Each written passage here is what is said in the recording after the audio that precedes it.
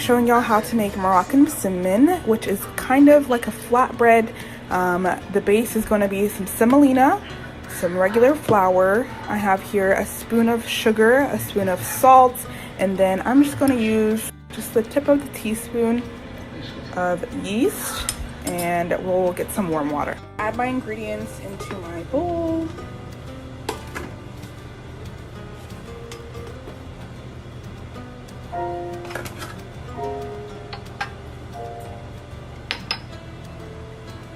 Give them going to gradually add in some warm water until I get the consistency that I need.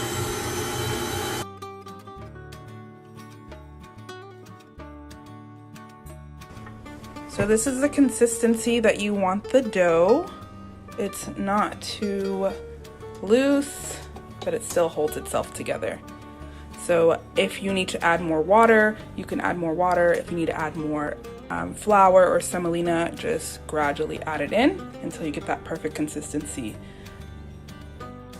I'm going to cover my bowl in oil so that whenever I put the dough in here, it doesn't stick. And then I'm going to grab my dough,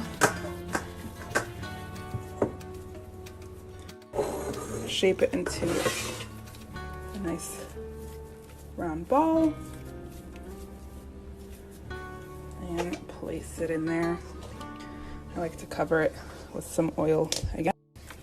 So I'm just going to cover it with some plastic wrap, and then I like to add a kitchen towel, and we're going to let it rest for about 30 minutes.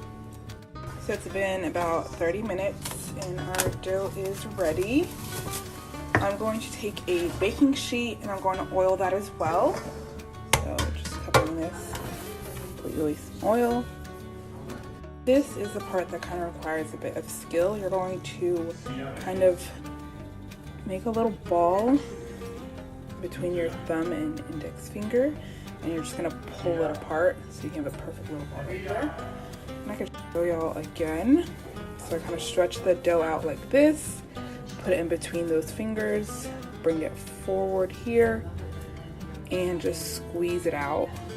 And like when you're squeezing it, you're cutting it right here. So there you go. And you're just gonna keep doing that until you run out of dough. And then of course you can make them small or big, just depending on how you like them. Completely forgot to mention, I have here a bowl of butter and oil, vegetable oil, that I just kind of keep on the side and dip my fingers in when I'm working with the dough. Also, later when I show y'all how to spread it out, the counter will be covered in oil. So make sure your counter is clean.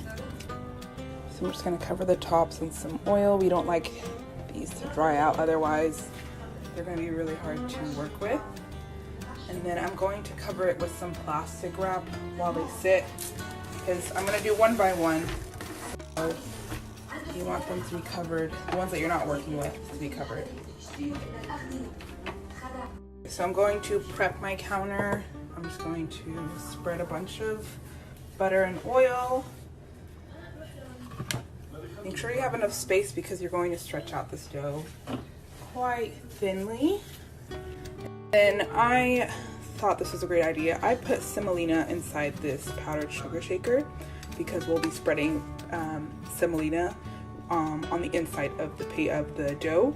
So this one just makes it easier so that I don't have to dip my oily hand. But you're going to start with one of those balls, and you're just going to start stretching out the dough in a circular motion.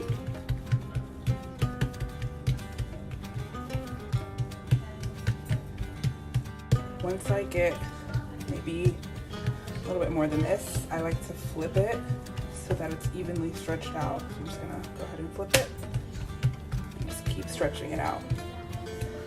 And rips happen, it's totally fine, but try your best to not rip the dough.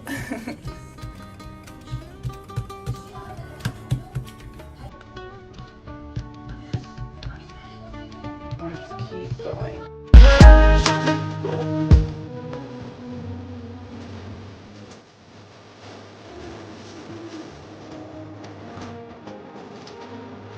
in mine, which is not a big deal, but we're going to take our butter and oil mixture and we're just going to spread that all over.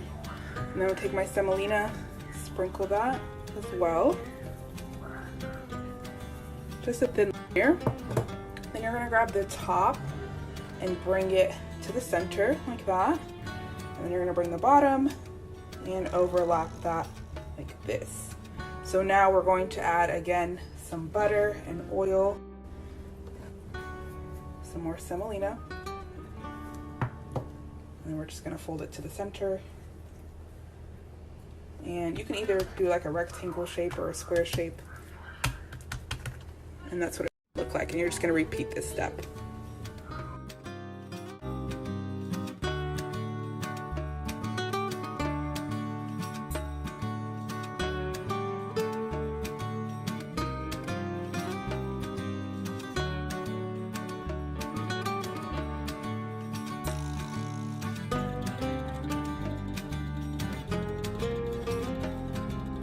Finish forming it, I place it back on my sheet and I just continue until I'm done with all of them.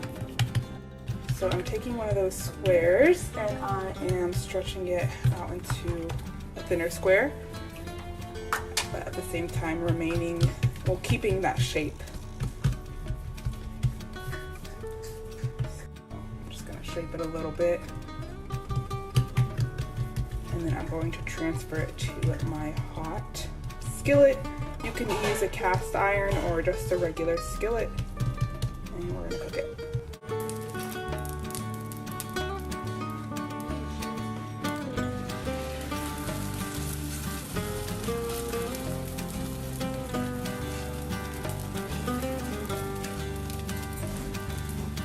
As you can see, the dough has risen and there's some bubbles in there, so that is what you want from it. And we're just going to leave it for another maybe 30-45 seconds and then we're going to flip it.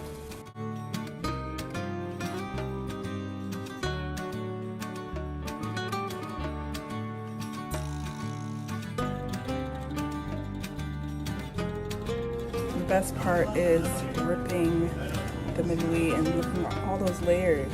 It's so nice and soft. So that, wow.